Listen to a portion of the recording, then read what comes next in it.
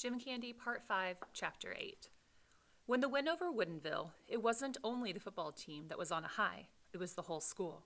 I knew what would happen if I let myself get too high, so that whole week I kept to myself everywhere, in the classroom, on the practice field, in the gym.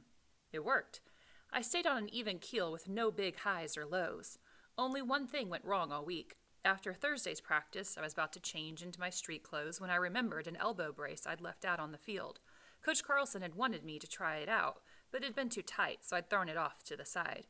I trotted out to retrieve it and then brought it to the equipment room. When I returned to the locker room, I saw Drew rifling through my duffel bag. Instantly, my heart froze.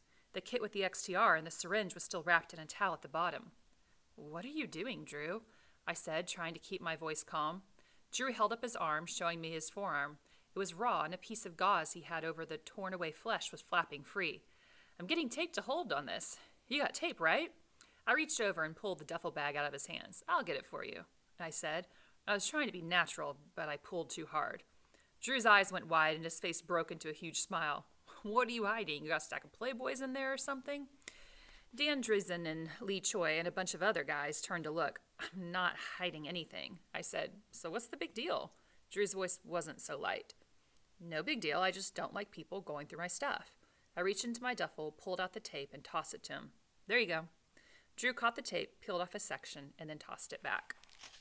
So here in this chapter, Mick is afraid of the highs and lows that you can get with the XTR, right? And he realizes that he does suffer from depression sometimes and then roid rage other times.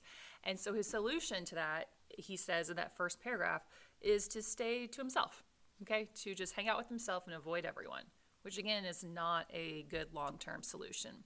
And he catches Drew going through his bag here. Drew's looking for tape, right? He's not trying to find something hidden in Mick's bag.